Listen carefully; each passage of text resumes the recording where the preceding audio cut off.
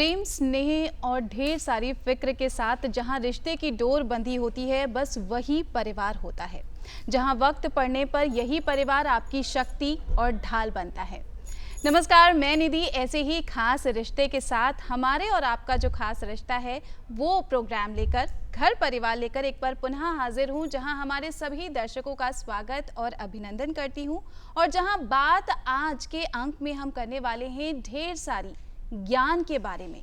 ज्ञान का क्या कुछ महत्व है हमारे जीवन में, कैसे वो हमारी प्रगति की दिशा को प्रशस्त करता है। आज इसी विषय पर आधारित होने वाला है हमारा आज का अंक। तो चलिए जानते हैं हमारा आज का विषय।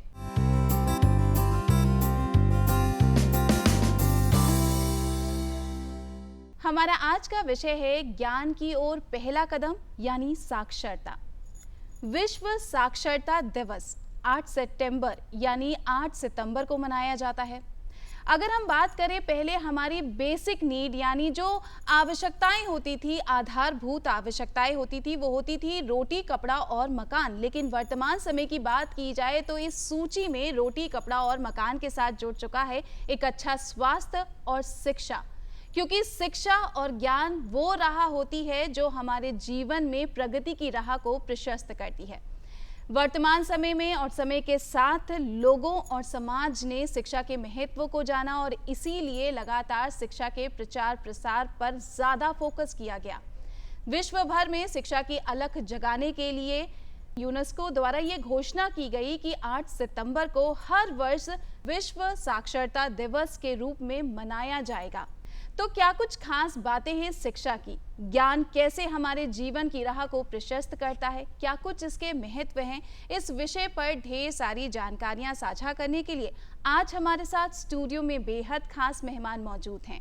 हमारे साथ मौजूद हैं उप निदेशक शंभू भान सिंह जी। सर, आपका बहुत बहुत स्वागत है हमारे आज के इस शो में। धन्यवाद मैडम। शंभू भान सिंह जी साक्षरता निदेशालय उत्तर प्रदेश लखनऊ में उप निदेशक के पद पर कार्यरत हैं। तो शिक्षा के बारे में हम ढेर सारी जानकारियां आप तक साझा करेंगे, लेकिन सर शिक्षा की बात की जाए इससे पहले साक्षरता, इसका शाब्दिक अर्थ क्या होता है?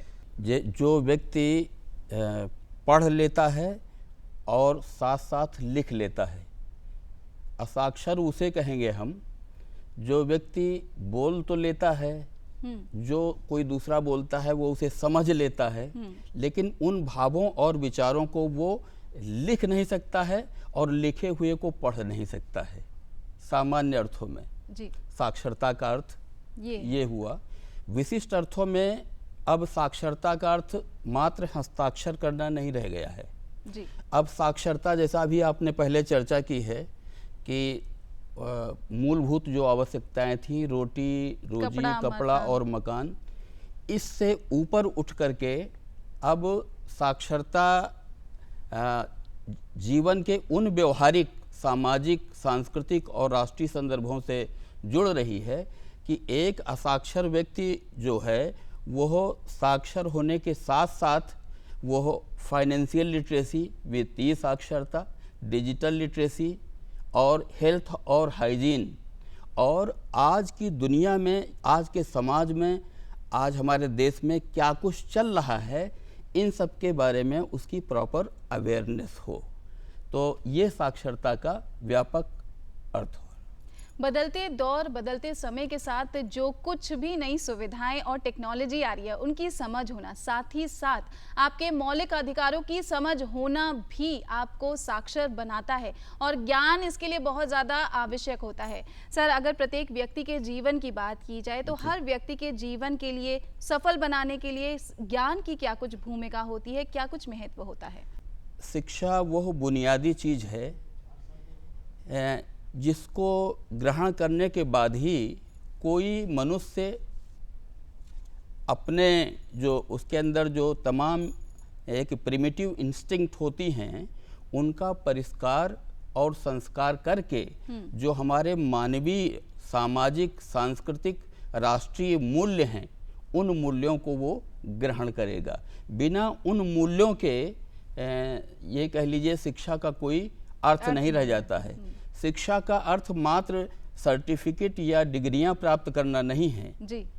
वो एक आर्ट ऑफ लिविंग, जीवन को विभिन्न परिस्थितियों में कैसे जिया जाए, कितना बेहतरीन ढंग से जिया जाए, हमारा हैप्पीनेस का इंडेक्स कहाँ जा रहा है ना, उसको वो स्पर्श करे।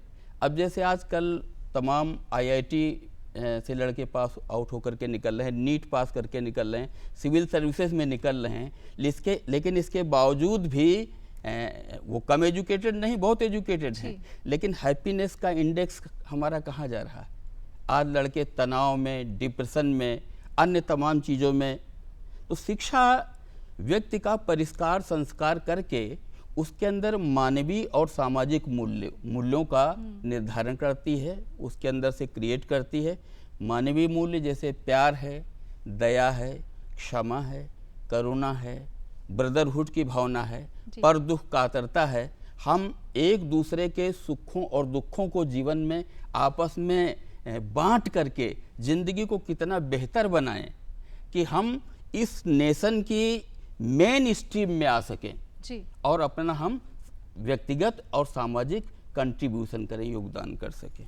बहुत खूबसूरत बात कही है सर ने कि शिक्षा या ज्ञान वो रोशनी होती है जो एक आदर्श व्यक्तित्व का निर्माण करती है, जो आपको सही और गलत के बीच में फर्क करना सिखाती है, क्या सही है क्या गलत है, किस दिशा में आगे बढ़ना है, जो आपकी प्रगति की राह को प्रशस्त कर सके और न सिर्फ आपकी विकास में मदद कर सके बल्कि देश के विकास में भी आप अपना योगदान कर सके।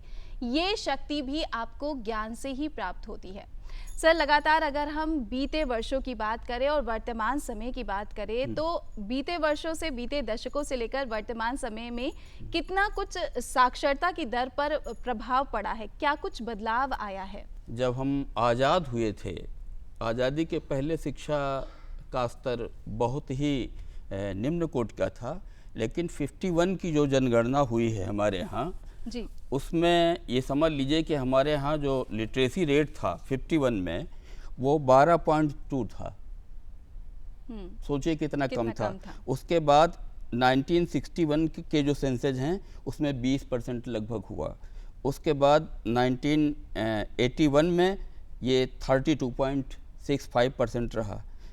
उसके बाद 91 में 40% रहा और 2001 में 56% रहा। 2011 के जो आंकड़े हैं उनमें 67 पॉइंट कुछ परसेंट है, जिसमें महिलाओं की साक्षरता दर जो है वो 57 है और पुरुषों की जो है वो 77 पॉइंट कुछ परसेंट है। लेकिन जो इंडिया का जो सेंसेज है वो अभी 5-6% हमसे आगे चल रहा है। लेकिन जहाँ तक आज की डेट की बात है तो मैं समझता हूँ, मैंने बताया ज़रूर है, लेकिन ये 2011 की जनगणना के अनुसार है 67%। मुझे लगता है कि इसके पहले एक योजना चली थी गवर्नमेंट ऑफ इंडिया की, सेंट्रल स्पॉन्सर्ड स्कीम थी साक्षर भारत मिशन, जो 2009-10 से लेकर के और 31 मार्च 2018 तक चली थी। उसमें कुल मिलाकर के 1 करोड़ 47 लाख असाक्षरों ने परीक्षा दी थी और उसमें 1 करोड़ 20 लाख से ऊपर लोग साक्षर किए गए थे। तो अभी जो नई जनगणना 2021 की बीच में कतिपय कारणों से बंद हो गई है, जब डेटा आएगा तो मुझे लगता है कि हम लोग कम से कम 75 या 80% के करीब हम साक्षर हो गए हैं। तो निश्चित रूप से ये शुभ संकेत हैं और इस समय जो कार्यक्रम चल रहा है हम आगे अभी चर्चा करेंगे। तो जो कंपोनेंट्स हम लोग जीवन में इसको 100% लिटरेसी को अचीव करने के लिए जो काम कर रहे हैं वो हम आगे डिस्कस करेंगे आपसे। तो मोटा मोटा हम मान लेते हैं कि इस समय जो साक्षरता है वो 75% और 80% के बीच में हमारी होगी जब ये डेटा निकल के आएंगे 2011 के सेंसस के। तो लगातार ये जो आपने आंकड़े सर हमसे साझा किए हैं, ये आंकड़े सुनने और देखने के बाद डेफिनेटली एक्सपोनेंशियल ग्रोथ हुई है साक्षरता दर में।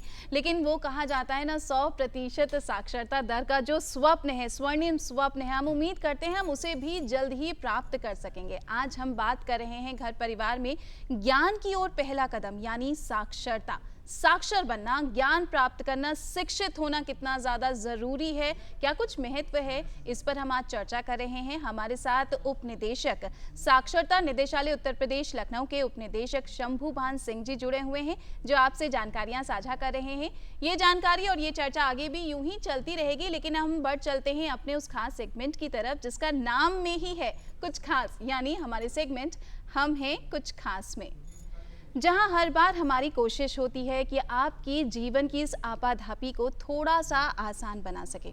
एक ऐसी शख्सियत की सकारात्मक कहानी, प्रेरणादायक कहानी को आपसे साझा कर सके, उनके विचारों को आप तक पहुंचाया जा सके, जिससे कि आप अपने जीवन के संघर्षों को थोड़ा सा आसान समझ सके और उनसे निपटने के लिए थोड़ी सी हिम्मत और जुटा सके। एक ऐसी ही सकारात्मक सी कहानी और शख्सियत के साथ आइए हम आज आपसे मिलवाते हैं।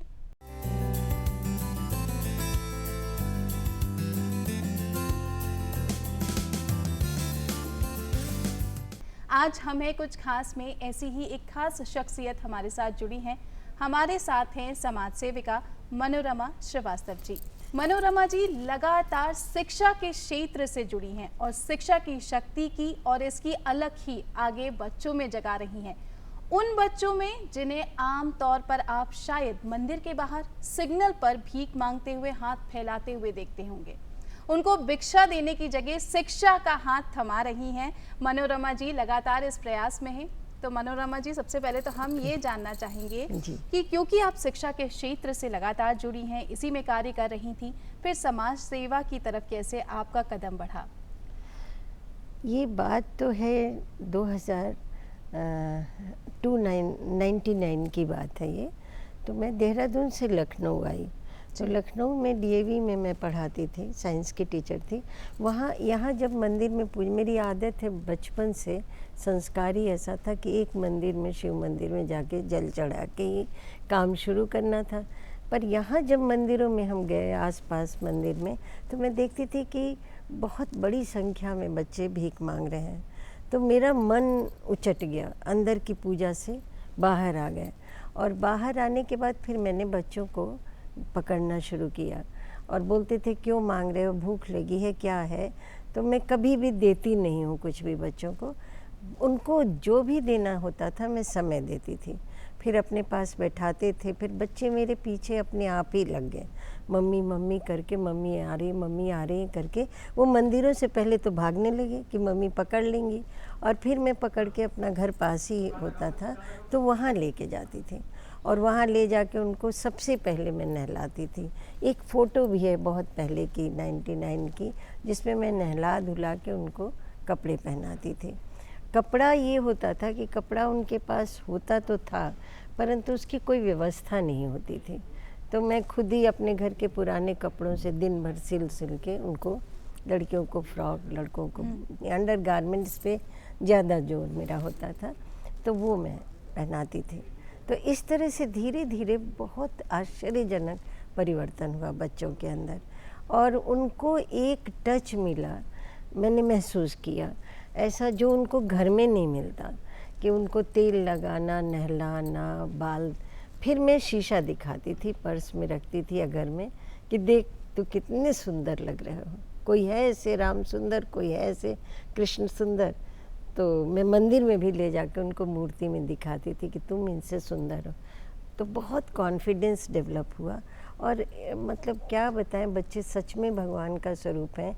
मुश्किल से 3-4 दिन के अंदर ही उनके अंदर से हाथ फैलाना ख़त्म हो जाता था। मैम, भिक्षावृत्ति की बात की जाए तो ये समाज के लिए कितना बड़ा अभिशाप है, किसी भी समाज के लिए, किसी भी जनरेशन के लिए। हाँ, तो ये तो इतना बड़ा अभिशाप है, इससे तो मन ही न गिर गया।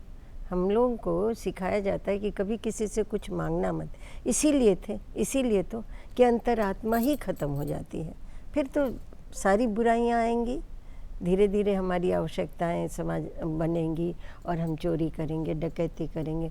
ये सब मैंने बहुत दूर तक सोचा, तब जाके मैंने बच्चों में प्रयास किया।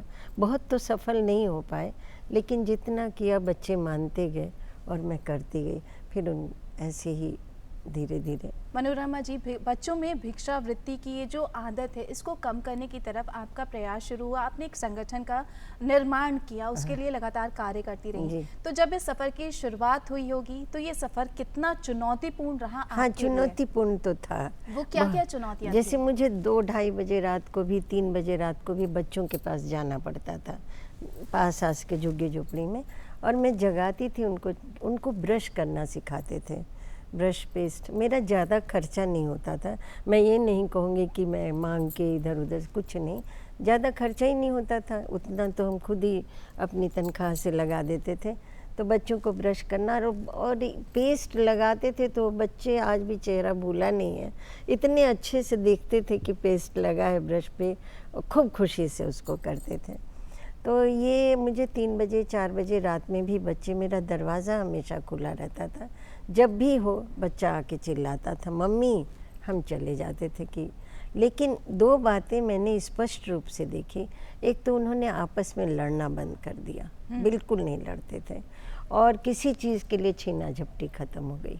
और मेरे पास मैक्सिमम समय जब आरती की होती है तो उस समय मैं मंदिर में होती थी, इसलिए कि आरती के समय बच्चे इकट्ठे हो जाते थे, वो मैं नहीं होने देती थी। घर रहो, मेरे पास आना। तो आरती के समय मैं अपने पास लेके रखती थी बच्चों को।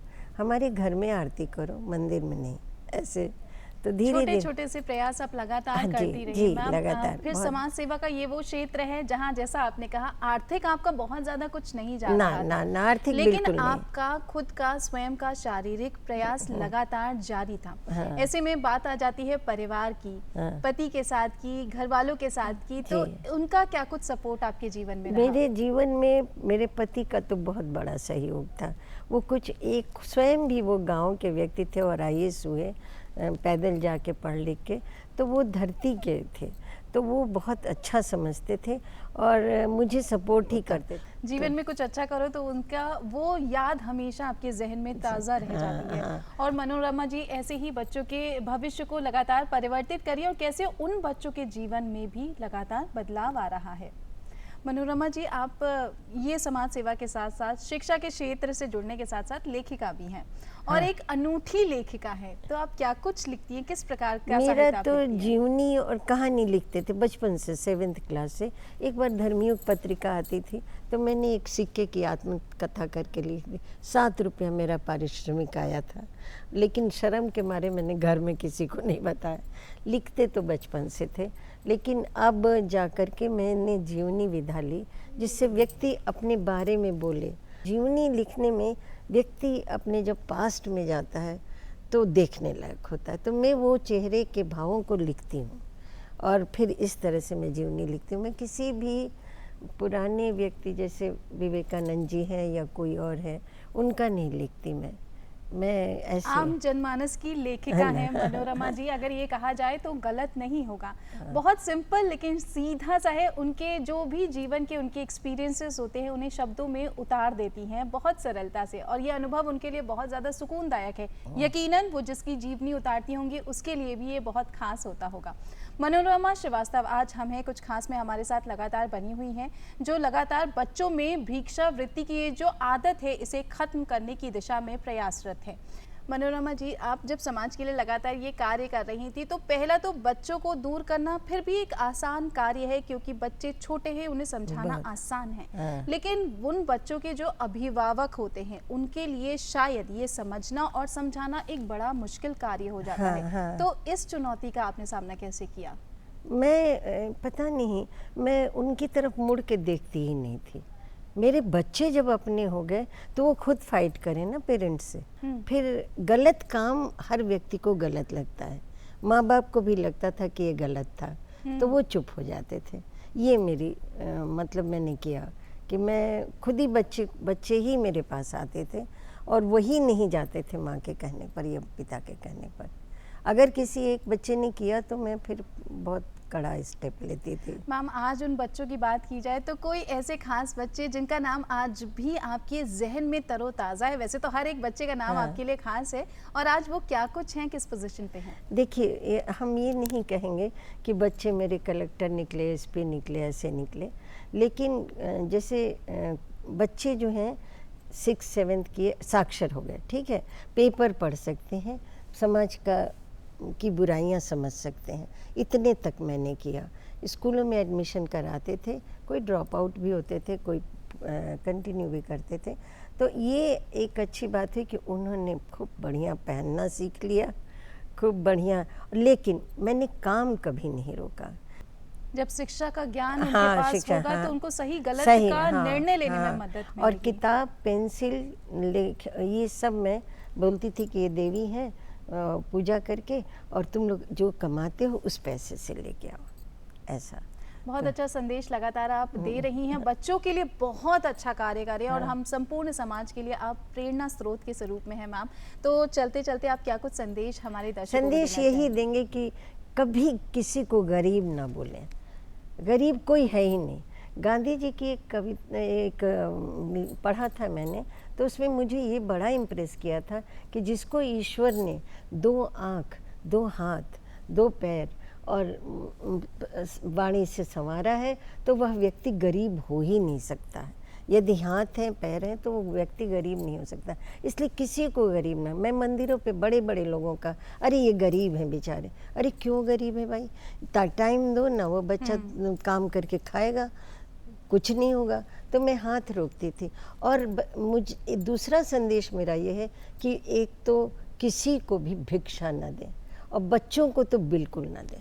समय दे दीजिए, 5 मिनट 7 मिनट, नहीं है तो आप मत दीजिए। अब लोग बताते हैं कि मैं ट्रैफिक पे खड़ा होता हूँ, बड़ी दया आती है, नहीं, बिल्कुल नहीं।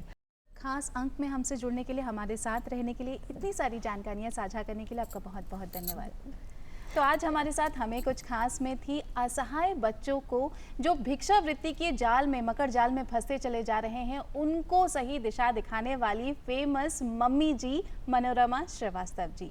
और ऐसा हमेशा माना जाता है कि इस दुनिया का महादान शिक्षा दान होता है। अगर अगली बार आप किसी सिग्नल, किसी चौराहे पर किसी बच्चे के हाथ में पैसे या भीख थमाने जाएं, तो ज़रा ठहर कर एक बार ज़रूर सोचिए कि आप इन पैसों की जगह उसकी किस तरह और मदद कर सकते हैं, क्या उसे सही राह दिखा सकते हैं। अगर हाँ, तो इस और प्रयास जरूर करिएगा। बस यही खास प्रयास होता है हमारे इस खास सेगमेंट का, जिसका नाम है हमें कुछ खास। नई शख्सियत की तरह हम फिर आपसे करेंगे मुलाकात।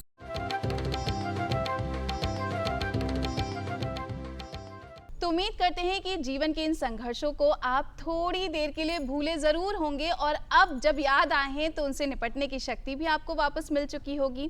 यही कोशिश होती है हमारी हमें कुछ खास लाने की। जब भी हम किसी के बारे में ऐसा सुनते हैं कि उसने अपनी मुश्किलों को इतना डट कर सामने किया, तो एक नई ऊर्जा हमारे अंदर स्वतः ही आ जाती है। उम्मीद करते हैं वो उस ऊर्जा आपके अंदर भी आई होगी।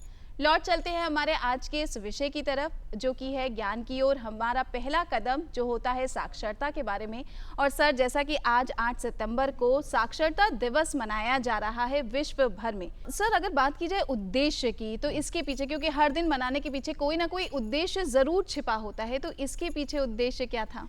इसके पीछे उद्देश्य ये था कि जब तक हमारा देश, हमारा समाज, हमारे लोग साक्षर या शिक्षित नहीं होंगे, तब तक विभिन्न प्रकार की जो हमारी सामाजिक, राष्ट्रीय और अंतर्राष्ट्रीय समस्याएं हैं, उनको हल करने में हम पूरी तरह से सफल नहीं होंगे।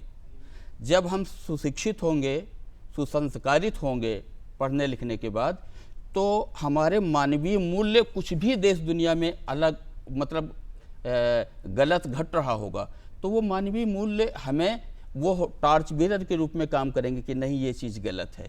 तो एक तरीके से देखा जाए, इसका मूल उद्देश्य व्यक्ति को एक तरीके से नागरिक बनाना। नागरिक बनाने का अर्थ ये हुआ कि संवैधानिक रूप से उसे उसके क्या मूल अधिकार हैं, उसके मूल क्या कर्तव्य हैं, उनको जाने।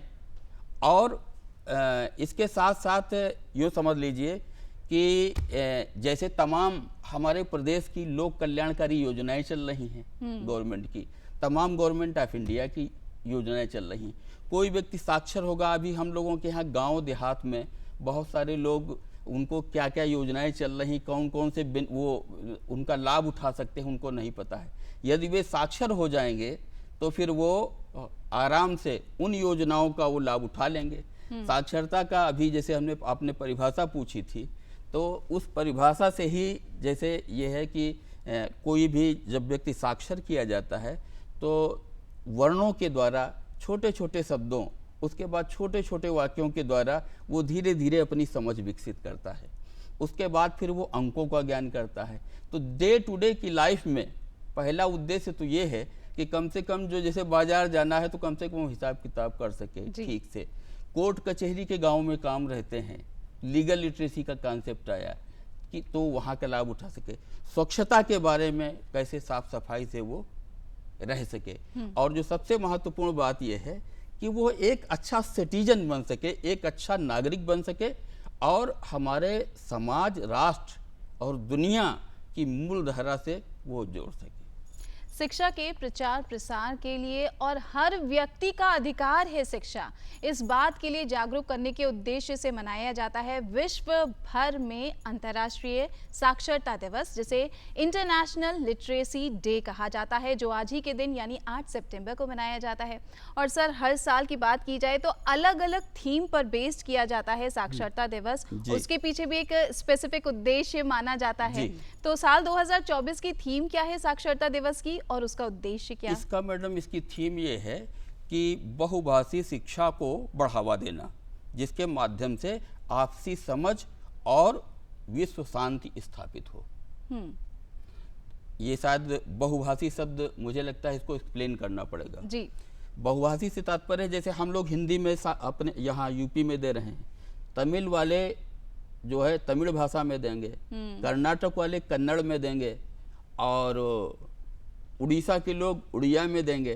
तो हमारा कंटेंट वही रहेगा, विषय वस्तु वही रहेगी, लेकिन अलग भाषाओं में रहेगी, अलग अलग भाषाओं में। इसको और हम सरलीकृत करते हैं कि जैसे पानी है तो जैसे पानी शब्द हम यूज करते हैं, जल शब्द यूज करते हैं, वाटर शब्द यूज करते हैं अंग्रेजी के लिए। तो ये बाहर से चीजें अलग अलग हैं, शब्द अलग अलग हैं, लेकिन जब कोई पानी पिएगा, जो त्रसा बुझेगी वो सबकी एक जैसी होगी। तो बहुभाषी जो शिक्षा का कॉन्सेप्ट आया वो यही है कि विभिन्न भाषाओं में हम देंगे, लेकिन हमारी जो अंडरस्टैंडिंग का लेवल होगा, जो कंटेंट होगा, जो हम ग्रहण करेंगे, अंदर से परसीव करेंगे, वो सब सबके एक जैसे होंगे। सर, मूल जो उसका उद्देश्य है, जो हम संदेश पहुंचाना चाहते हैं, वो सेम रहेगा, भाषा अलग अलग होंगी, ताकि हर किसी तक वो संदेश पहुंच सके, वो अधिकार पहुंच सके और आप तक जानकारी पहुंच सके। तो ये इस बार की थीम है साल 2024 की। और ज्ञान की ओर हमारा पहला कदम यानी साक्षरता शिक्षा कैसे आपके जीवन की राह को आसान बनाती है, कैसे आपको कहते हैं विकास की राह पर ले जाती है। और साथ ही साथ शंभू जी जो लगातार आपको बता रहे हैं कि आप अपने जीवन की रोजमर्रा मुश्किलों से लेकर अपनी अर्थव्यवस्था में योगदान देने तक के काबिल बन सकते हैं अगर आपके पास ज्ञान है, शिक्षा है तो ही। बहुत सारी बातें हम आगे भी करते रहेंगे, लेकिन अब बढ़ चलते हैं हमारे अगले सेगमेंट की तरफ, जिसका नाम है संगठन में शक्ति, जहां हम हर बार आप तक लाते हैं कुछ ऐसी योजनाओं की जानकारी और कुछ ऐसी महिलाओं की, सशक्त होती महिलाओं की कहानियां जो लगातार प्रशासन द्वारा चलाई जा रही योजनाओं का लाभ भी उठा रही हैं और न सिर्फ खुद के जीवन को सुधार रही हैं, बल्कि अपने गांव, अपने ग्राम प्रधान के जीवन और अपने परिवार के जीवन को भी आगे विकसित बनाने में सक्षम हो पा रही हैं। ऐसी एक योजना है उत्तर प्रदेश राज्य ग्रामीण आजीविका मिशन योजना, जो अलग अलग गांव में लगातार पहुंच रही है और साथ ही साथ अलग अलग गांव की सूरत और सीरत दोनों ही बदल रही है। आज ऐसे ही एक और गाँव की कहानी आप तक पहुँचाने हम बढ़ चले हैं। आइए आपको मिलवाते हैं कैसे ही सशक्त होते गांव की महिलाओं से।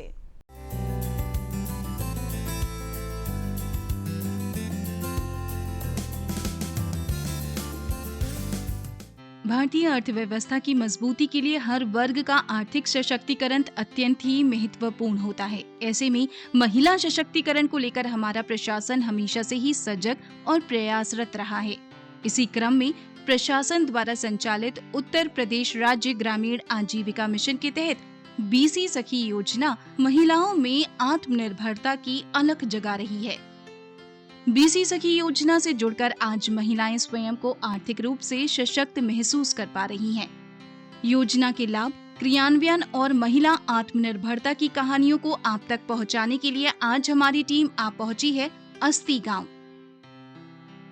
अस्ती गांव के लोगों के लिए बैंक के काम को समझना और वहां की दौड़ किसी टेढ़ी खीर समान थी। उनकी इस मुश्किल का हल बनी बीसी सखी सरला सचान, जो आज बैंक और ग्रामीणों के मध्य मजबूत सेतु की तरह काम कर रही हैं। सरला सचान अस्ती गांव के हर व्यक्ति के द्वार तक न सिर्फ बैंकिंग सुविधाओं को पहुंचा रही हैं, बल्कि उन्हें बैंक और प्रशासन द्वारा मिल रही तमाम सुविधाओं और योजनाओं के बारे में भी जागरूक कर रही हैं। जहां एक और बीसी सखी योजना महिलाओं को प्रशिक्षित कर बैंकिंग करस्पॉन्डेंट के रूप में रोजगार प्रदान कर रही है, तो वहीं बैंक से जुड़ा कोई भी काम जैसे पैसे जमा करना हो, अकाउंट खुलवाना हो या लोन प्राप्त करने तक तमाम सुविधाओं को बीसी सखी के माध्यम से उनके घर तक पहुंचाया जा रहा है। इस योजना के क्रियान्वयन से स्वयं की पहचान और आर्थिक आत्मनिर्भरता कैसे एक महिला की प्रगति और सशक्तिकरण का आधार बनता है, इसका सटीक उदाहरण है हमारी बीसी सखी सरला सचान। गांव वालों की बैंक वाली दीदी सरला सचान ने इस योजना से जुड़कर न सिर्फ स्वयं की अलग पहचान बनाई, बल्कि अब वो अपने परिवार की आर्थिक जिम्मेदारियों में भी बराबरी की हिस्सेदारी निभा पा रही हैं और उन्हें एक बेहतर जीवन दे पा रही हैं। मैं अपनी ग्राम पंचायत अस्ती में बीसी सखी का कार्य करती हूँ। हालांकि जब मैंने ट्रेनिंग किया था तो समझ में नहीं आ रहा था कि ये काम तो मैं स्टार्ट कर रही हूँ, पता नहीं कर पाऊँगी कि नहीं कर पाऊँगी। फिर जब मैंने ट्रेनिंग किया, मेरा नाम आया, धीरे धीरे मैंने काम अपना स्टार्ट किया और उस बैनर बनवाया, छोटे छोटे पोस्टर अपने गांव में लगाए, तो धीरे धीरे मुझे सपोर्ट मिलता रहा। क्योंकि जैसे मैंने अकाउंट अपने ओपन करना स्टार्ट किए तो जब लोगों को पता चला तो और बढ़ते गए। पहले तो मैंने 17 अकाउंट किए, फिर धीरे धीरे दूसरे मंथ में मेरे 70 अकाउंट हो गए। तो इसलिए मतलब कॉन्फिडेंट मेरे मन में आ गया कि अब मैं ये काम करूँगी, ये काम मेरा बहुत अच्छे से बढ़ेगा। और जब मैंने काम स्टार्ट किया था तो मतलब अंदाज़ा नहीं था कि हाँ मैं इतना काम कर पाऊँगी, आगे बढ़ पाऊँगी। लेकिन धीरे धीरे जब मेरा प्रचार प्रसार हुआ तो मैंने अपना काम भी अच्छे से बढ़ाया और मेरी फैमिली ने मुझे बहुत सपोर्ट किया, क्योंकि पहले पैसे की थोड़ी दिक्कत थी। हालांकि गवर्नमेंट ने जो पैसा दिया था उसमें तो हम लोग का सामान आ गया था, जैसे डिवाइस वगैरह, लेकिन मुझे ट्रांजेक्शन के लिए पैसा मेरे पास नहीं था, तो वो पैसा मेरी फैमिली ने मुझे दिया। आज की डेट में मेरे 1500 अकाउंट हैं और यहाँ से लेके मैंने मार्केट में भी अपना जो है बना रखा है काम, और यहाँ भी काम करती हूँ, कॉलेज में भी काम करती हूँ, बैंक जाके भी काम करती हूँ, मार्केट में करती हूँ। तो आज की डेट में मेरा डेली का ट्रांजैक्शन होता है कम से कम 60 ट्रांजैक्शन, अमाउंट मेरा 3.5 लाख पहुँच जाता है। सरला जी की इस मेहनत और कार्यकुशलता को डिप्टी सीएम द्वारा भी उनके क्षेत्र में उन्नत कार्य के लिए सराहा गया है। ग्राम क्षेत्र से कई किलोमीटर दूर स्थित बैंक तक की दौड़ और समय की बचत के साथ गांव में मौजूद बीसी सखी की सुविधा कैसे गांव वालों को लाभ दे रही है, आइए जानते हैं। मैं ग्राम पंचायत अस्ती में रहती हूँ। मेरे समूह का नाम है माँ अम्बे एवं सहायता समूह, उसकी मैं सदस्य हूँ। और सर मैं 100 रुपया अपना हर महीने में जमा करती हूँ और मैंने इसमें समूह में ब्याज भी लिया था।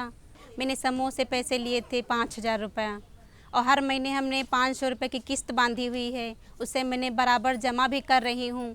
और मैंने सरला जी से बहुत अच्छा काम कर रही हैं, बैंक से भी जुड़ी हुई हैं।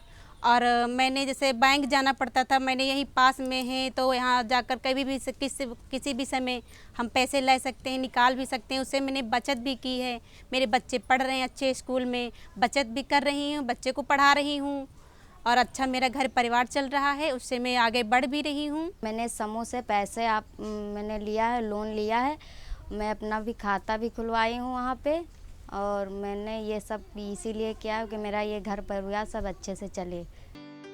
ऐसे में योजना के अंतर्गत संचालित विभिन्न स्वयं सहायता समूहों का संगठन और बैंकिंग करस्पॉन्डेंट की ये सुविधा बैंकों के लिए भी अत्यधिक फायदेमंद साबित हो रही है। ये उनकी आर्थिक उन्नति के साथ ही लोगों से बेहतर सामंजस्य स्थापित करने की राह को भी आसान बना रही है। प्रशिक्षण और सूझबूझ से बीसी सखी सरला सचान आज अपने गांव के हर व्यक्ति की बैंक से जुड़ी परेशानियों का निवारण कर पा रही हैं। बीसी सखी योजना से महिला सशक्तिकरण के साथ ही गांव को आधुनिक और डिजिटल होती सुविधाओं से जोड़ना संभव हो पा रहा है। बीसी सखी भारत सरकार की बहुत ही महत्वपूर्ण योजना है, जिसमें महिला सशक्तिकरण की ओर एक नया कदम बढ़ाया है। महिलाएं अपना आर्थिक रूप से अपना काम करती हैं, अपने परिवार को और भी ज़्यादा सपोर्ट करती हैं तो इसके लिए बीसी सखी जो बैंक ऑफ बड़ौदा के साथ जुड़ी हुई हैं, उसमें से एक हमारे साथ हैं सरला सचान जी। सरला सचान बहुत सारी महिलाओं को अपने साथ जोड़ रही हैं, जिनसे उनकी आर्थिक स्थिति और भी ज़्यादा इम्प्रूव हो रही है और अपने साथ समाज का भी कल्याण कर रही हैं।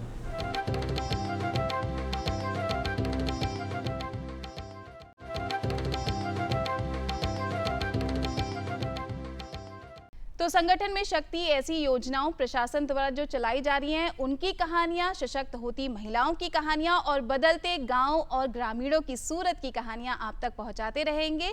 घर परिवार का ये अंक लगातार, ये प्रयास लगातार जारी रहेगा। सर, हम साक्षरता दिवस पर लगातार बातें करें और जैसे आपने कहा कि प्रशासन अलग अलग योजनाएं चलाता है, तो शिक्षा के क्षेत्र में और साक्षरता को बढ़ावा देने के लिए, साक्षरता दर को बढ़ाने के लिए प्रशासन द्वारा क्या क्या योजनाएं चलाई जाती हैं? हाँ, स्पॉन्सर्ड स्कीम चल रही है, केंद्र प्रोनिधानित योजना, जिसका नाम है नव भारत साक्षरता कार्यक्रम। इसको उल्लास नाम से भी जानते हैं जी, ULLAS, understanding of life long learning for all in society. तो ये 2022 से लेकर के और 2027 तक ये योजना चलेगी। और जो राष्ट्रीय जो शिक्षा नीति हमारी आई है, उसके लाइट में हम लोगों ने एक लक्ष्य निर्धारित किया गया, लक्ष्य दिया गया है कि हम 2030 तक हम लोग 100% साक्षर हो जाएंगे। इस शुभ घड़ी का इंतजार है और इस शुभ घड़ी को लाने के लिए यह कार्यक्रम चलाया जा रहा है। बड़े मतलब इसको सीरियसली चलाया जा रहा है और उत्सव के रूप में चलाया जा रहा है। इस बार 24-25 में जो हम लोगों को गवर्नमेंट ऑफ इंडिया द्वारा जो लक्ष्य दिया गया है, वो है 25 लाख असाक्षरों को साक्षर करना। अभी तक हम लोग लगभग 10,25,000 असाक्षर चिन्हित कर चुके हैं और वॉलेंटियर्स जो उन लोगों को साक्षर करेंगे वो लगभग 1,25,000 वॉलेंटियर्स का चयन हो चुका है।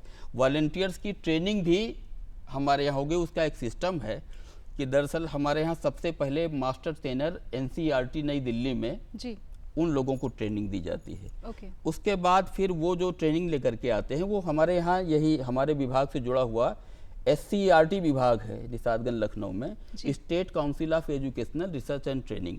फिर ये लोग डाइट्स जिलों में हैं, तो डाइट से 2-2 लेक्चरर्स को तैयार करते हैं मास्टर ट्रेनर के रूप में।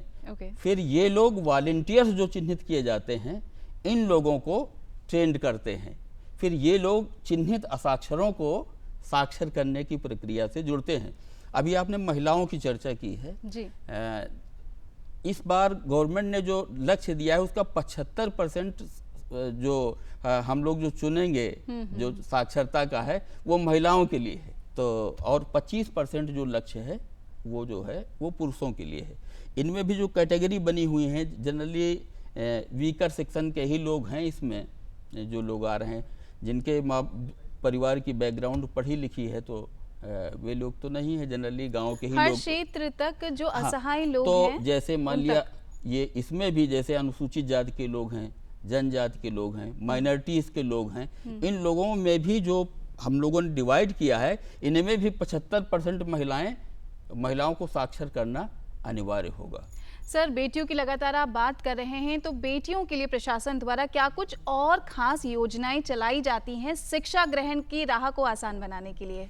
इसमें मैडम फिलहाल तो अभी यही चल रहा है जो मैंने बताया आपको कि 75% उन लोगों की, लेकिन बेटियों के लिए तमाम हमारे साक्षरता विभाग के अलग से हमारे यहाँ जैसे बेसिक शिक्षा विभाग है और ये आपका ये सर्व शिक्षा अभियान के द्वारा बहुत सारी योजनाओं जिसमें बेटियों को प्राथमिकता दी जा रही है। इसके अलावा प्रशासनिक सेवाओं में, मेडिकल सर्विसेज में, इंजीनियरिंग में मुझे तो लग रहा है कि आगे आने वाले समय में लड़कियां लड़कों को बहुत पीछे कर देंगी। हर क्षेत्र में लगातार आगे बढ़ रही हैं और शासन प्रशासन भी महिलाओं को लगातार आगे की तरफ, और मुझे लग रहा है कि अब पहले जैसी स्थिति नहीं रही। अब हर पेरेंट्स ये चाहते हैं बेटा और बेटी के बराबर की तरह है। तो अब बहुत चेंज हो, जो थोड़ा बहुत कमी अभी थोड़ा बहुत देहात में दिखाई पड़ रही है, उसमें भी बड़ी तेजी से परिवर्तन आ रहे हैं। अब बेटा बेटी में कोई फर्क नहीं रह गया। हमारी बेटियां बहुत जल्दी, मुझे लग रहा है, लड़कों को पीछे कर छोड़ देंगी। दिए। और इसमें मदर फादर बहुत सहर से इस चीज को जो है अनुभव कर रहे हैं और बेटियों को आगे बढ़ा रहे हैं। शंभू जी की ये बात अत्यंत ही गर्व करने लायक है कि लगातार प्रशासन का प्रयास है कि लगातार हमारी बेटियां आगे बढ़ती रहें। और जब बात शिक्षा की आती है तो शिक्षा कभी जेंडर स्पेसिफिक नहीं होती, इसमें लैंगिक समानता ज़रूरी है। तो हम चाहेंगे कि हमारे देश का हर नागरिक शिक्षित हो, चाहे वो बेटा हो, बेटियां हो या थर्ड जेंडर, क्योंकि शिक्षा सभी का मौलिक अधिकार है। आज हम लगातार बात कर रहे हैं ज्ञान की ओर, हमारा पहला कदम जो होता है साक्षरता। और क्योंकि आज है विश्व साक्षरता दिवस भी हम सब मना रहे हैं, इंटरनेशनल लिटरेसी डे मनाया जा रहा है। इस पर ढेर सारी चर्चा कर रहे हैं और ढेर सारी जानकारियां आप तक पहुंचा रहे हैं। लेकिन अब बढ़ चलते हैं हमारे प्रोग्राम के एक बड़े ही मज़ेदार लेकिन आपके काम आने वाले सेगमेंट की तरफ, जिसका नाम है टिप्स, जहां हर बार हम आप तक बहुत छोटी छोटी सी लेकिन काम की बातें लाते हैं। और आज टिप्स में हम पहुंचा रहे हैं कि आप अपने बच्चों का दिमाग या माइंड कैसे फोकस बनाए रख सकते हैं।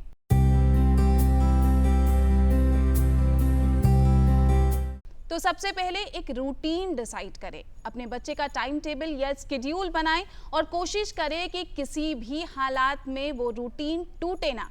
आपकी दिनचर्या के अकॉर्डिंग बच्चे की दिनचर्या ना बदले। उसके बाद कोई भी काम कराते वक्त या होमवर्क करा रहे हैं तो बड़े बड़े टास्क को छोटे छोटे टास्क में डिवाइड कर दें। लंबे अंतराल के लिए पढ़ाने की जगह आप कोशिश करिए कि छोटा छोटा टाइम गैप दें। जैसे अगर बच्चे ने 1 घंटे पढ़ाई कर ली है तो उसे 10 मिनट का ब्रेक दे दीजिए। इससे माइंड रिफ्रेश हो जाता है और फोकस बनाने में मदद करता है। साथ ही बच्चों के लिए सबसे ज़्यादा ज़रूरी होता है कि वो शारीरिक रूप से सक्रिय रहें, इसलिए स्क्रीन गेम्स की जगह उन्हें आउटडोर गेम्स खेलने के लिए प्रेरित करें। हो सके तो आप स्वयं उनके साथ बाहर जाइए अगर आप उनकी सुरक्षा को लेकर फिक्रमंद हैं। इससे आपके और बच्चे के बीच का बॉन्ड भी और ज़्यादा स्ट्रांग होगा।